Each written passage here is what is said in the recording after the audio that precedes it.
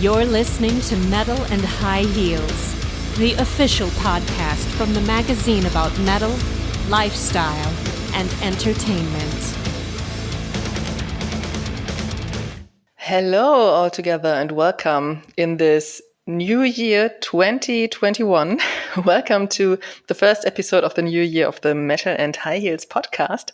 My name is Pia and I am here together with Steffi, hello. And I'm Kiki. Happy New Year! May it be a better year than the last year, but still, I had the feeling that a lot of people thought with the new year everything will change and the pandemic is over. That's not the case. Keep wearing your masks, keep your distance to other people as far away as possible. Don't meet too many people. Yeah, stay safe, stay healthy, and stay strong, because I think it's not a long way to go, because we have 2 or 3 months now, then the temperatures will rise and then everything is getting better. People get their vaccine and then everything might go to a new and better normal. Not the normal that we had before, but a better normal. That's what I aim for, at least. So stay strong. We will make it together. That would be great. That would be great. And yeah, let's jump into this episode with the first topic that we have for today. I hope for a lot more concerts than in 2020, because I visited one concert in 2020. How about you? Same. I also went to one IRL concert. And that was in February. I saw Lepras here in Dortmund. And as amazing a concert as it was definitely sad to have not seen any other bands after. How about you, Steffi? If I were at a concert, I can't remember, and that might be a bad sign. No, I think there were just 3 months to go for one concert, and these 3 months I just did not, take for a concert visit, sadly. I was at a concert in Hamburg. Crossfaith from Japan played there. And to be honest, Crossfaith is not a band that I listen to regularly. So I also thought about skipping the concert and not go there. But I'm so happy that I went there, because, yeah, back then I didn't know that it would be the only concert of the year that I would be able to visit. And shortly after that, I also went to a metal party. And yeah, that also was the only party that I visited in 2020. Good old February. I want to have you back. No, not at all.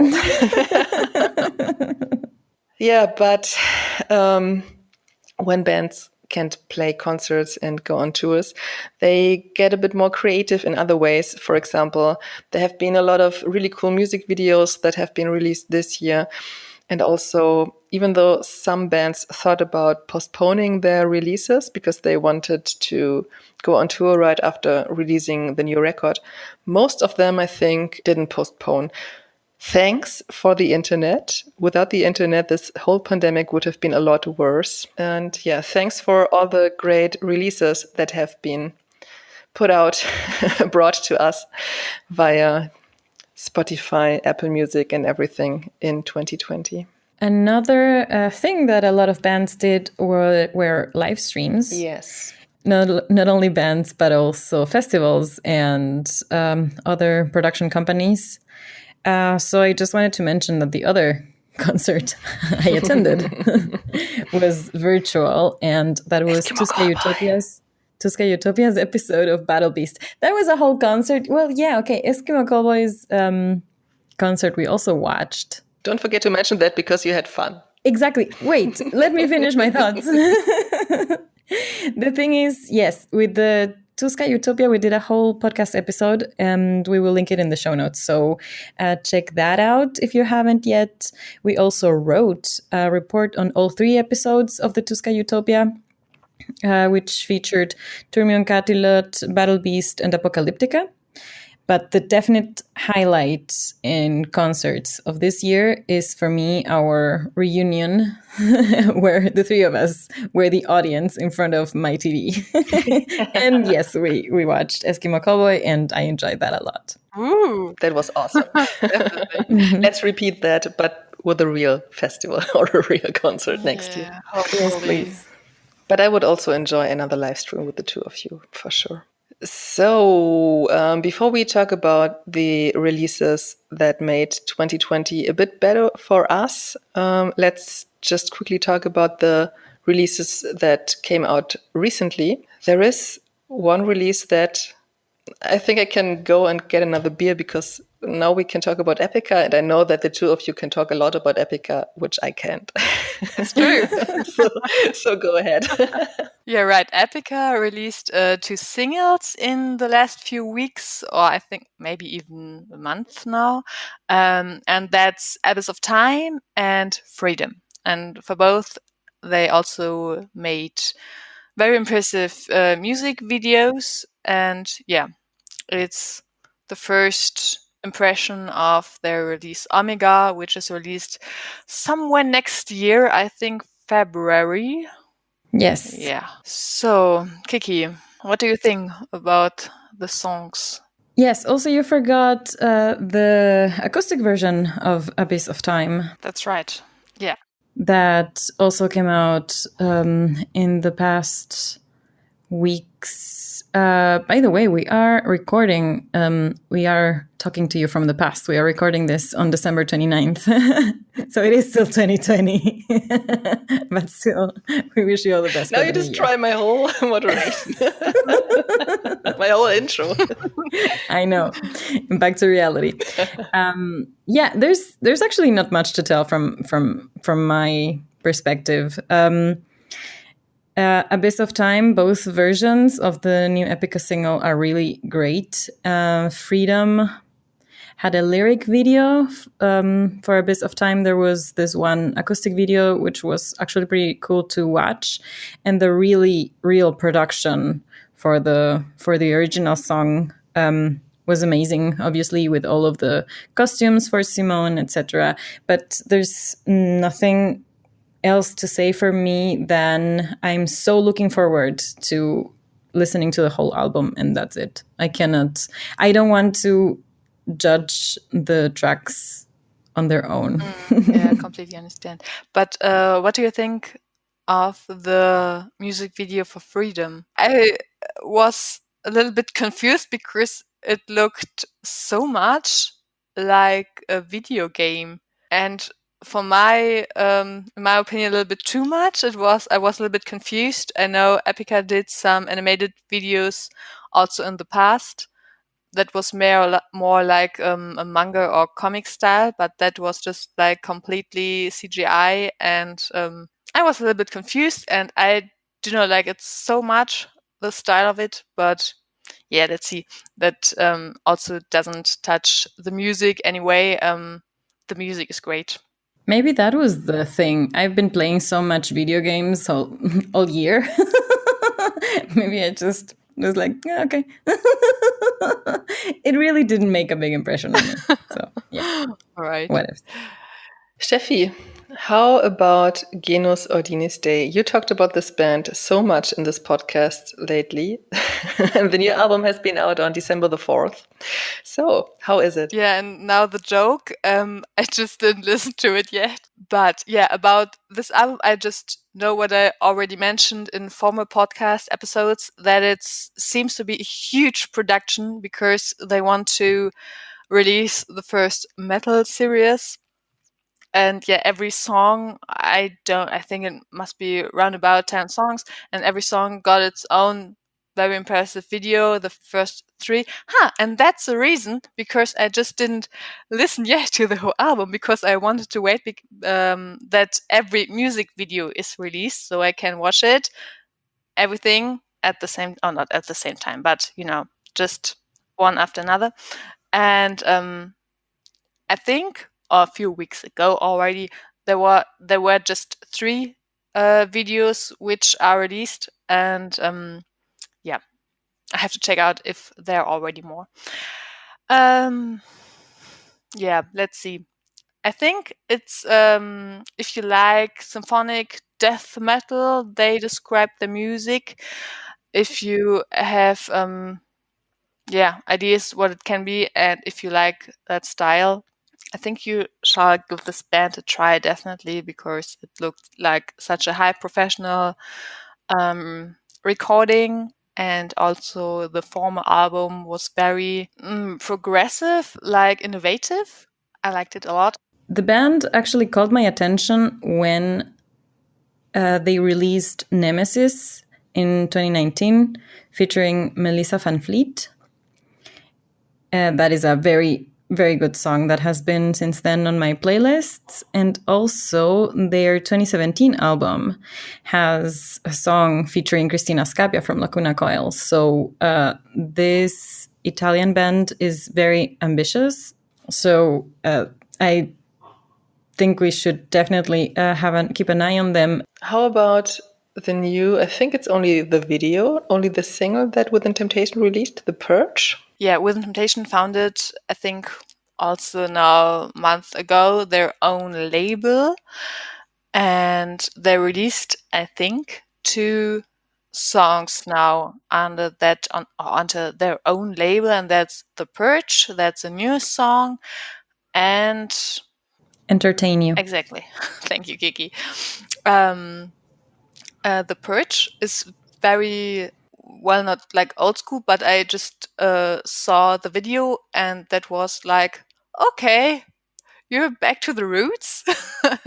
Not the song, but visually the same motives or the same pictures as there were 10 years ago, made by Within Temptation, like this big dresses and fantasy elements, CGI. I think CGI is very common, but I don't know. It has a very typical Within Temptation feeling, and also a little gothic mood in there. And that was so, okay. Yeah, they went just back to the roots. I'm very exciting what the new album will bring to us. Let's see. In the last years, they made more like symphonic rock or modern metal. I don't know, but it's definitely not that gothic symphonic metal anymore. Maybe they will go back. We'll see. Kiki, did you watch the stuff yet? Honestly, I am not interested anymore. That is so mean to say, I know, but I don't know. It's like Nightwish for you. I can completely understand that. Yeah. Oh, yeah. Nightwish released an album this year too. I totally forgot. Honestly, I totally forgot. It's like What, this year? Yes, the human whatever it is. It was Nature. contradiction. Sure, human nature. It's from this year. Yeah. Shit. Wow. Okay. See, and none of us has that album on our lists, Fuck. on our review for 2020. Yeah. Maybe we should change everything about this magazine. The name, I don't know. Let's go metalcore. Metalcore and high heels. Metal and high heels revamped. Yeah. Holy. Could be. Maybe this is how we are evolving. Yeah. Yeah, you're listening to Trivium all the time. Steffi likes everything that I like, and that is metalcore all the time. So, Wow. Sounds like I have just no opinion. Thank you. no. You have the best taste in music. You're the person with the second best taste of music in the world. The first am I. So I really love you for that. Wow.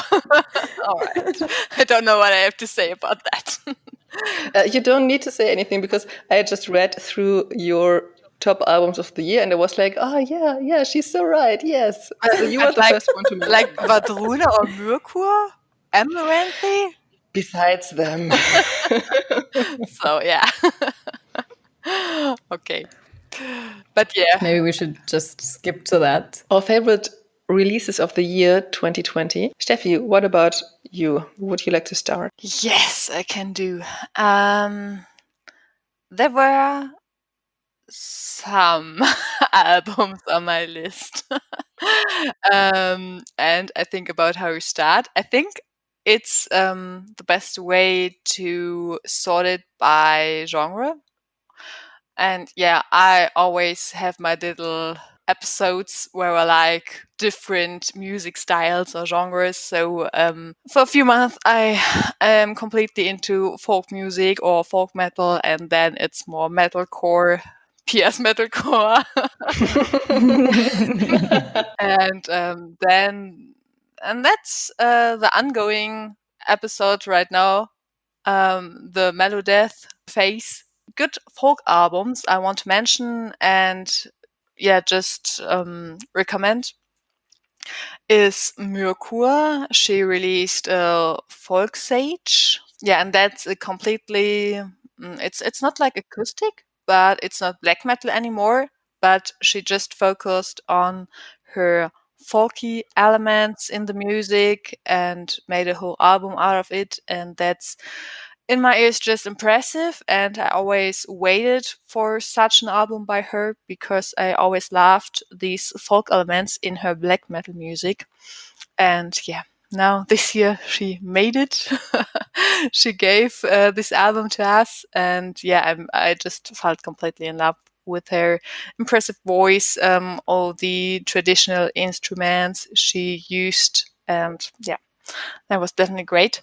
And another one is, or that's more like different singles by Vadruna, and they released some singles like it's Swedish or Norwegian or whatever. Kvitraven, I think it shall mean White Raven. Leifjabörg and Gra. Yeah, so Mirku and Vadruna, and also Ivor. I already mentioned this artist from the Faroe Islands earlier in an episode. She released an album called Sigil. All of these three great artists released even greater releases this year, and I just can totally recommend if you are into folk music. And so my next episode is metalcore, and there I listened, I think, maybe month. I hope just weeks, but to Eskimo Cowboys MMX6. Or shall I call it 2020? I'm always a little bit confused about the title, Pia. It's MMXX. That's weird, but yeah, okay. This album title, but I think, or I have to say, I'm a little bit disappointed by the Who album, because I think the singles they dropped before album release were just the best songs. So I was like a little bit hyped of the whole album, and then yeah, okay, the singles I already know, and they are definitely the best songs. Well, yeah, but let me explain. MMXX is an EP that was released to introduce the new singer. So they wrote these 3 new songs, and the other songs, Prism is an acoustic cover. Prism was on the Rehab album, and the other 2 songs, Monsieur Moustache and Drama Queen, were on the very first EP that Eskimo Cowboy released, and that EP was released 2010, so 10 years ago. And they thought about releasing an album, and they said, well, we have to do something now. We want to introduce the new singer. We want people to lighten up their mood somehow. That's what they did with Hyper Hyper, and also MC Thunder 2 later. Yeah, that's why they put out this EP. Normally, they would also have recorded a new album, which will be released in 2021. Okay, yeah, another point where I'm looking forward to this year. What else? Right, Eskimo Cowboy. Maybe that was my beginner's drug for metalcore. I'm not sure, but now I am more and more into it. And so also listening to Barry Tomorrow, for example. And yeah, they are not a small band or something. They're already quite big, but yeah, for me, it's new in my playlist, and I love them. Playlist is a good keyword, because the 3 of us updated our playlists for you so that you now have the updated version of our taste in music. Exactly. And yeah, so you know also that there are you maybe shall not listen my playlist at once, because you will have a very huge and change or what is it? It's a weird mix of different music styles. Thank you for translation, my thought. Yeah. It's the same with my playlist. Yeah, right. I would sort it in 3 parts, I think. What's next? Melodeath. Oh, my big love, Melodeath.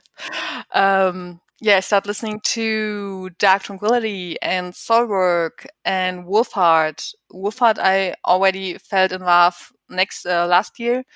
Last year, I mean, of course. But they released Wolfheart, released Wolves of Caleria, and that was holy shit. I just love at first sight. No, I just thought about the album, and it was just like a punch in your fucking stomach, but a very gentle one. Okay, that's so weird. A gentle hit in your fucking stomach. Okay, that's weird. But somehow I think it all also describes it quite good, because it's still very has very good melodies, and you're led through the songs by these melodies, and the instruments are great. Bass and drums has are very voluminous, and that's what I meant with punch, and the gentle is the melody, yeah, it's it's great.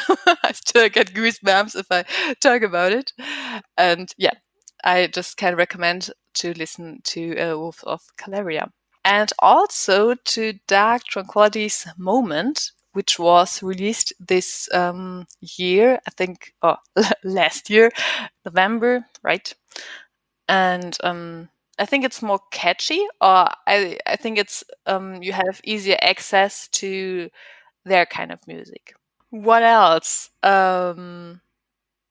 Soulwork released an EP, and I'm always a little bit confused by Soulwork's music videos.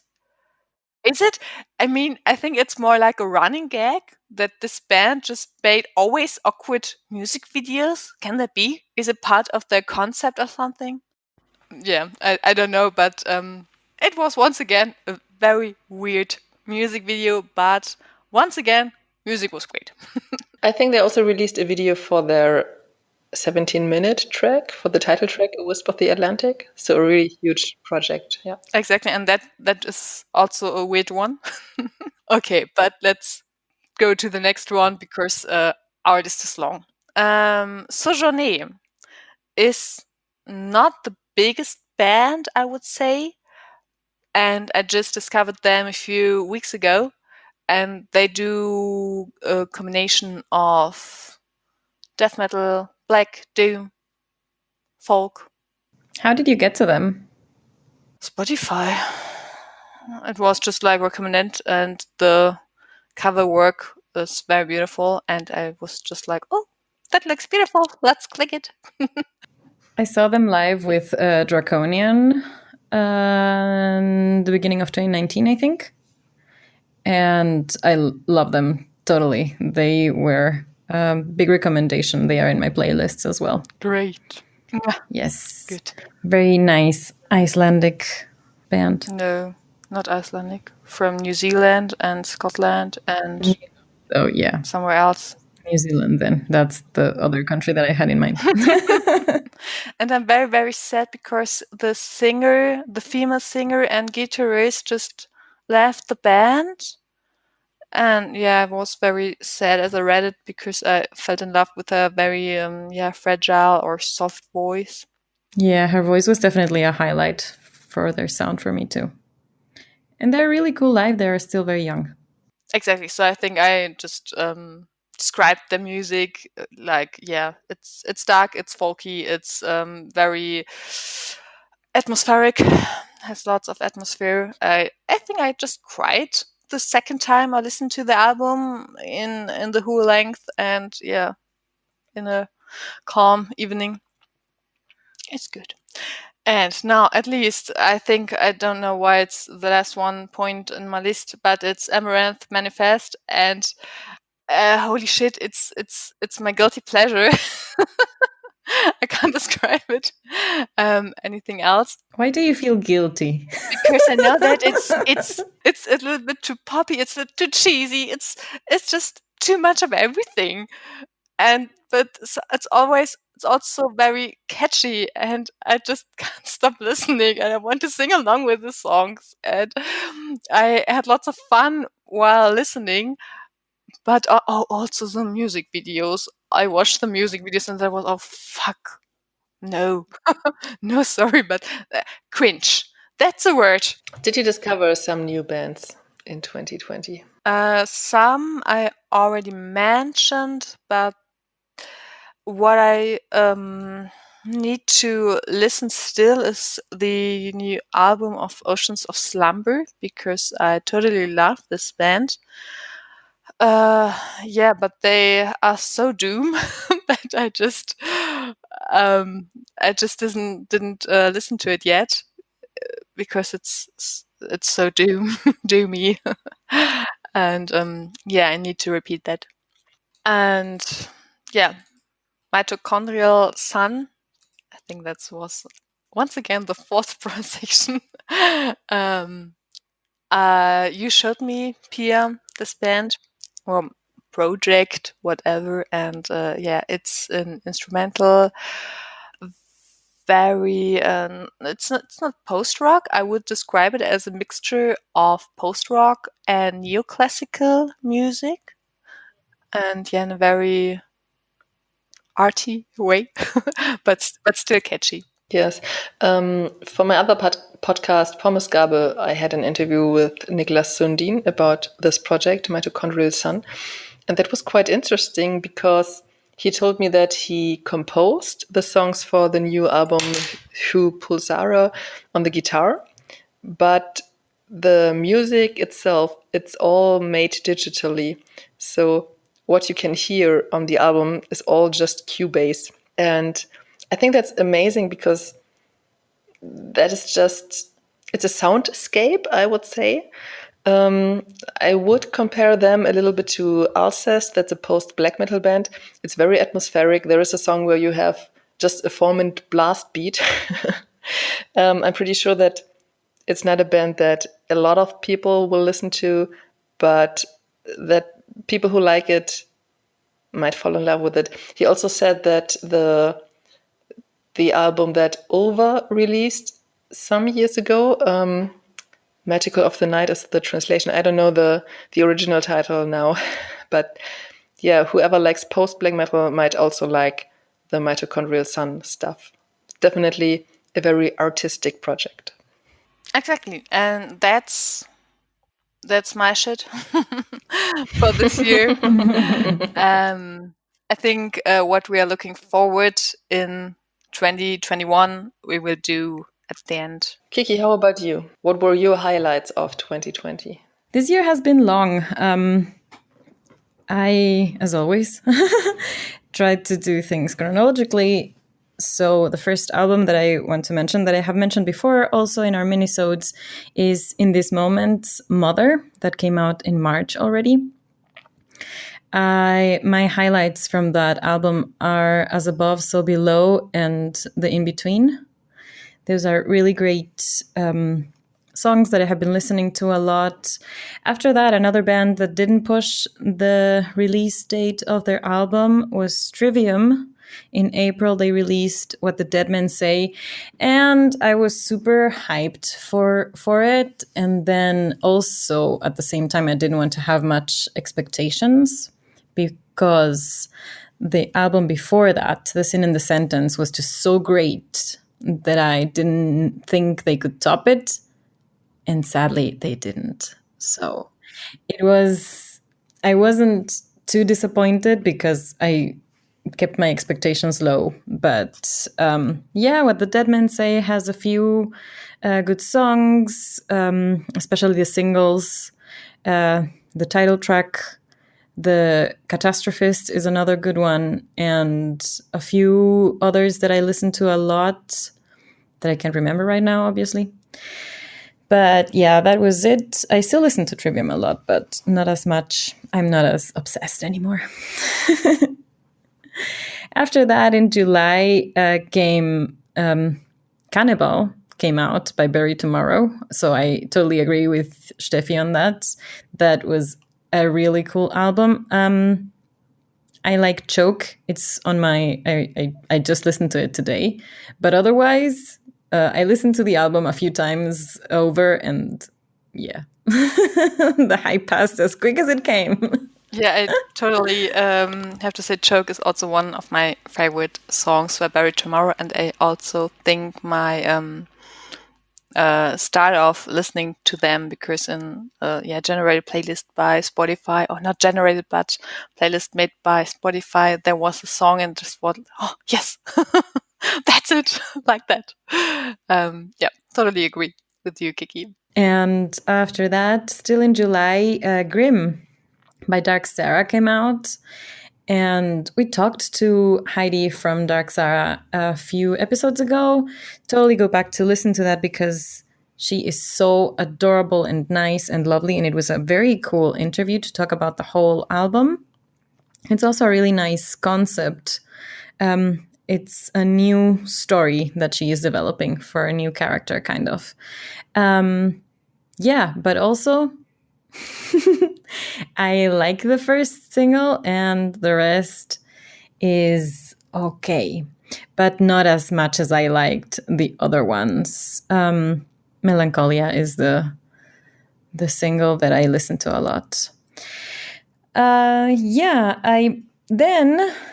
I must say I disagree with Steffi.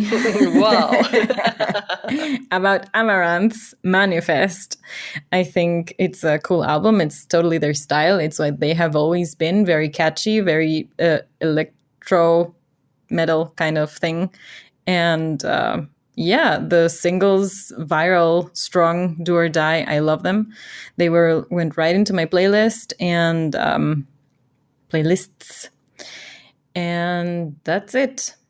That was October 2nd that Manifest came out. And in October 23rd, Fever 333 released Wrong Generation. Now, Fever 333 is a new discovery of mine, but I have been obsessed about their everything. Fever 333 for me is the new Rage Against the Machine. They rock and they are very activist. And I haven't listened to the album Wrong Generation that much yet, but I like their lyrics. I like the power, and it's like kind of new metal-ish, maybe post-new metal. Is that a thing? I have no idea how to describe them. There's rapping, there's everything. It's really interesting to listen to them. So definitely a recommendation. You mentioned that they are activists. So what's the point? For what do they fight? They are very much in the Black Lives Matter movement and for, equal social civil rights. All right. After that, by the end of October, on October 30th, Draconian released Under a Godless Veil, and I was so hyped about this album. I had mentioned it in a few of our minisodes, and I had heard a lot of good comments on the album before I finally gave it several good listens, and I still cannot put my finger on it. It's nice, and it's this beautiful, doomy, dark atmosphere that Draconian has, but it didn't struck me as the album before struck me as amazingness. So in the album before, Sovran has several songs that have become my favorites, and Under a Godless Veil doesn't have as many. The Scythian, I love a lot. I like a lot. And Sorrow Sophia, I think that was one of the singles. Those are lovely. But otherwise, okay. I still love Heike's voice and I still love their music. But yeah, maybe I just have to listen to it more. And another one that maybe was a bit unexpected, I have to mention Bring Me the Horizon's new album, post-human survival horror. As I said, we should change our name to something. Metalcore and high heels. Yeah, could be. Yeah, so this is brought by Metalcore and High Heels, the mention that I really like Bring Me the Horizon's new album, Post-Human Survival Horror. The song that I don't listen to is the one featuring baby metal, because baby metal is a thing that shall not be played in my household. But the bestest thing in this album is a song with the longest title, and the title is One Day, the Only Butterflies Left Will Be in Your Chest as You March Towards Your Death. And that, Steffi, is an environmental activist song, and it features Amy Lee from Evanescence. And the story behind how the song was made is amazing, and I will link the Genius page in the show notes, because apparently Bring Me the Horizon at some point released a song that was very much, or had lyrics very much like one of Evanescence's, and they got into a legal battle that got settled at some point. But Amy Lee, that's how she discovered and started to like Bring Me the Horizon, and they just kept in touch, and at some point this song was born, and it's beautiful. It's like the most beautiful love ballad you could ever think of, but it's actually a love-hate ballad between the earth and humanity, and it just blows my mind and made me cry the first time I listened to it. It's just beautiful. People, go play it now. Pause this podcast and play it now. So those are the albums that I really liked this year. Discoveries, I have a few, or many, but the most worth mentioning are Ad Infinitum, symphonic metal that I hadn't heard of. Why? Why was there such a thing? I don't know. But Ad Infinitum, that's one I still have to check out better myself. Other bands, I'm just going to drop their names because I also haven't heard a lot, but I like what I've heard until now, are Volumes. Metalcore and High Heels. Brought to you by Metalcore and High Heels. Volumes and Loath. And Spirit Box. This is like my new obsession. Spirit Box is a Canadian band. The singer is from I Wrestled a Bear. I Wrestled a Bear once, exactly. Courtney LaPlante is the singer from I Wrestled a Bear once. And her voice blows my mind. Her distorted vocals and her clean vocals just blow my mind. I want to be like her when I grow up. And they just dropped a new single on December 4th. Constance is just so lovely. Otherwise, my favorite song is Blessed Be. Those you also really, really have to check out. This is just my new obsession, and go play it. Hell yeah. So yeah, there was a lot metalcore and high heels. Right? Who would have thought? Let me just continue with this. Because the albums that I listen to a lot, that I want to mention here, I didn't write them down chronologically, but I brought them into a ranking. And on the 10th place, so to speak, I have The Ghost Inside with their self-titled comeback album. So we also mentioned this in one of our episodes. The band had an accident in 2015, and they were injured very badly, or some of them. The drummer lost one leg, and so they had to recover for a very long time. You can see the whole process in the song Aftermath. So if you want to know more about it, just go to the episode we talked about it, and you can listen to the whole story. The next one that I listened to a lot was from August Burns Red, the Guardians album. August Burns Red popped up in my galaxy when they released their album Phantom Anthem in 2017. That was a really strong album, and Guardians is not as good as the Phantom Anthem album, but I really, really like their lead guitar player, J.B. Brubaker. He is amazing. He has amazing solos, and yeah, an album with solos like this just have to be in a top 10 ranking of my albums of 2020. I think I didn't talk about the Within the Ruins album Black Heart. They released it, I think, in November 2020, and I would say the deathcore album. So it's very complicated music, but when you listen to it, you have to smile a lot because they put musical themes of random stuff in there. There is the Tetris theme somewhere. There is the Pink Panther theme in one song. And also they took parts from the Metallica song One. That are the three that I discovered. I think there are a lot more. So just go listen to that album and see how many Easter eggs you can find. Wow, that's so cool. It's really great. Steffi already mentioned the Eskimo Callboy EP MMXX. I can only add that you either love Hyper or hate it. I belong to the people who love it because I think it's also amazing that they said, well, we are in the middle of a pandemic or at the beginning of a pandemic, and everybody is just tired and sad and we don't know what will happen next. So let's just try to make people smile. And that's what they did with Hyper, with the song itself, but also with the video. So yeah, thank you, Eskimo Callboy, for lightening up our mood. I think also people who are not deeply into their music had a little smile on their face when watching the video. There was another album that I already talked about in this podcast that was released by The Number Zero. The album is called In a Dream, in a Nightmare. I also talked about that a lot in this podcast. Same to the next album that I have in my list, that is the How Do We Want to Live album by Long Distance Calling. An album that we also talked about before it was released is the self-titled debut album by Ghost Kid.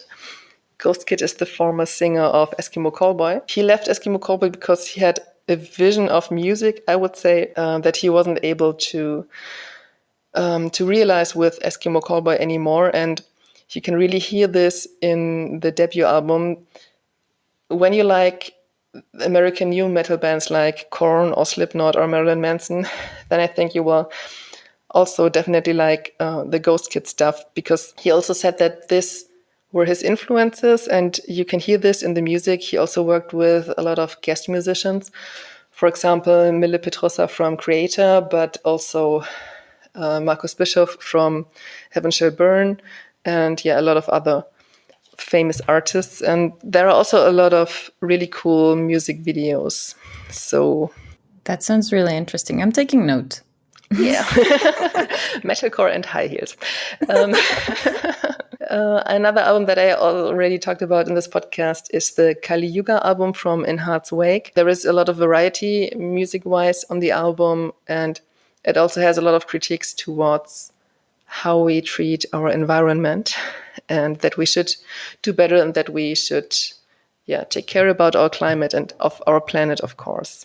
I had problems with mentioning or with picking my album of the year 2020 because there were two albums that I liked a lot. Then I decided to put the Fit for a King album, The Path, on my place 2, so to speak. I heard this album without knowing the band at all, so I just put it on when I was driving in my car, and from second one I was like, wow, that's amazing. They sound a bit like what In Flames could sound like. And I also said in this podcast, I think, that I immediately looked up if there are some ex-members of In Flames involved in Fit for a King, but they are not. So it's their unique sound. It's in the middle of death metal and metalcore. And the album just blasted me away. And that's what another album also did by a band that I know since, I think, 2 years. I also like the former EP and the former album, and that's why I said, okay, well, let's take this album for the number one album 2020. But to be honest, it could have been both, or I would just split. The first place in the album that I'm talking about now is by Currents, and it's called The Way It Ends. It's great. There are so many hits on this album, like, for example, Monsters, A Flag to Wave, Kill the Ache, Origin. They are all amazing, and the band also is a very cool live band, and I really hope to see them again next year. that have been my albums of the year. And now I'm a little bit curious because I can tell you after a very long time that I got a new favorite band. What? Yes, I'm really, really in love with their music. I don't listen to them for a long time, which makes it even more amazing. So the band is called NSOK. And I read about this band name a lot before, but I think if I would have recognized them earlier, it wouldn't have been the same. So they came at the right time. And since I discovered them, I can only listen to this band and I don't listen to anything else anymore. So you could compare the music to We Came as Romans, also lyric-wise, I think. Some people also compare them to Eskimo Callboy, but I think you could do that with their debut album, The Lucid Dreamer. That sounds a bit like early Eskimo Callboy, sound-wise, not lyric-wise. But yeah, for the new stuff, that doesn't fit anymore at all. So I can listen to all of their songs. I can listen to all of their songs again. Then I go watch the music videos. Then I listen to their songs again. And it never gets boring. And I don't want to skip any songs. So I like everything that they put out. Yeah. And I especially like that they also use the clean vocals as a kind of instrument. That's what I also thought Currents could have done better on their The Way It Ends album. There were some passages where they used the guitar for atmospheric sounds. And I thought, well, you could also just take the vocals without lyrics to create a sound that would have fit better, I think, or that would have created another kind of atmosphere. And that's what NSOK do, definitely. They wanted to release an album this year. The album is called Aurora, but they had to postpone the release to late January 2021. So I'm really, really looking forward to that one. I'm really sure if Steffi listens to them, that she will say, yes, that's definitely music that Pia likes. And I'm pretty sure that you will also like them. I will check them out. Do so, because let's go to what we're looking forward to in 2021. And that is the High Five Summer Festival in Stockholm. And guess who plays there? All of them. Everyone who mentioned. NSOK will play there. Also, Torments that I like a lot. Atlas is another band that I discovered this year. One Morning Left will play there. And yeah, Eskimo Cowboy will also play there. So it's going to be a really, really amazing festival if it can happen. Yes. Yeah, I'm totally looking forward to it. I hope, or maybe it will become the highlight of this year, 2021. I think so. What else are you looking forward to? Oh, well, let me just quickly finish my list. One Morning Left will release their album Hyperactive. Eskimo Callboy will release an album. I think there is no specific date yet. In March, there will be a new Dreamshade album. And another band that I discovered this year are As Everything Unfolds from Great Britain. That's also a post-hardcore band. And their singer, Charlie, she does both the clean and the distorted vocals. And she has a very special voice, I would say. So it's a bit lower than most of the female singers. And it sounds very interesting. She also mixes the screams and the clean vocals sometimes. So that creates a very cool sound. Yeah, that's it. Pia, Dark Tranquility Moment is not on your list. I know. My expectations were very high for the Dark Tranquility album, and there are some songs that I really like a lot. For example, Identical to None. But the album was not as good as I expected. So yeah, it popped up in my Apple Music account, and then I listened to it twice, I think, and then I was like, okay, it's a good album, but it's not an album that I desire to listen to more. All right. I'm sorry. That's okay. So I can continue also with our festival plans for next year, which hopefully will work. We want to go to the Empiricon Festival. It's just one day here in Germany in Oberhausen. And yeah, it's already beginning of April. Ooh, yeah, might be Insecure. let's see. And that's also very metalcore. I also just saw, I think, Bury Tomorrow with. Bury Tomorrow should go to Kiki. Yeah, that's right. So that's maybe a concert for all three of us. I think it's Bury Tomorrow and August Burns Red. Maybe they will Nice. two together, and we shall go there. Metalcore and high heels. Yeah, exactly. On tour. Whew. Let's do a vlog. But yeah, right. The Empiricon Festival once again with Eskimo Callboy. Haha. Such a surprise. Yeah, another one. I think, or I don't think, I know that Kiki agree with it, is another album highlight this year. Epica's Omega will be released in early spring. No, winter. February 26th. Thank you. I think we're both hyped to listen to the Who album. Very much. That is also one of the things. My tradition, quote unquote, was to go to the record store, to the physical record store, and buy the Epica, the new Epica album, the day it drops. And I buy the audio book, I think is what they call it, with the instrumental tracks and the acoustic tracks. So it's the 3 CDs. And I don't know if that's going to be possible by the end of February next year. So I don't know. I'm excited to find out how things develop in the world in general. Yeah, me too. Yeah. But yes, that is the one. Another release that I am looking forward to this year, 2021, is Dark Horse White Horse debut EP that will be self-titled and has no release date as of yet, I think. Dark Horse White Horse is Marcela Bobbio's new band, or as she puts it, symphonic tech progressive metal project.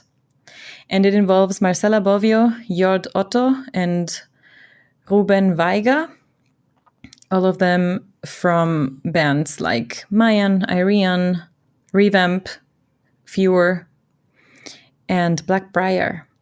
And so that is a release that I'm really looking forward to. A few singles have already dropped. I had the pleasure to listen to some even in advance through Marcela Bobbio's Patreon, and it's just amazing. She's at the peak of her vocal skills development. I don't know.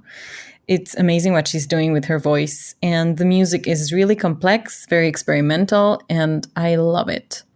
Oh, It's very powerful, dark stuff. okay, sounds amazing. But yeah, so it's metal, right? Because she also did Of some more course. like, yeah, acoustic. She has her solo project, but after Stream of Passion and after Fewer, she was, I guess, looking for her own band again, or to start her own band again. And Dark Horse White Horse is definitely a really good project that she's doing now. The crowdfunding campaign for this debut album is up until the end of the month, the end of January, and I will link that in the show notes. Right now, as of December 29th, it has reached 90% of the goal. So if you can support it, there are really cool perks in there. Check it out. Link will be in the show notes. And that is all I'm looking forward to next year. Concert or event-wise, Tuska is the only thing that I have even thought about. And otherwise, 2021 is still like this huge question mark, I think, for everybody. You could go to the Hi-Fi Summer Festival with us. Metalcore in high heels again? On tour, yeah. We shall see. I'm still not planning too many things so much in advance, but honestly, I would be very interested in like the second or in like the in getting vaccinated as early as I can. That's what I wanted to say. That's it, I think. Or do you have anything else to mention? Nope. Great. So yeah, the other thing that I'm looking forward to in 2021 is a lot more podcast episodes with you. Because it always is a lot of fun, and yeah, I always like to listen to the shows that I'm not part of, and I also like podcasting itself with you. So yeah, let's make a lot more episodes next year. Hell yeah. Yeah, if you want to follow our journey, may it be Metalcore and High Heels on tour or just this podcast, you can follow us everywhere on Instagram, Facebook. I don't know what else is there. We are not on TikTok. So yeah, just let's keep the normal ways. Check out our playlists on Spotify and check out all the other episodes that we did so far. There are 81 episodes more that you can discover, plus some minisodes, plus our episode number 0. And all of that you can find at metal-n-highheels.com/podcast. 82nd to go to the show notes of this one, straight there. And also, yeah, follow the Metal and High Heels podcast on Spotify and Stitcher, or subscribe on Apple Podcasts or your preferred app. Yeah. Thank you for listening. Hear you next time. Have a good time. Stay safe, stay healthy. Yeah, that's all that I can say. Bye-bye. Bye. Bye-bye.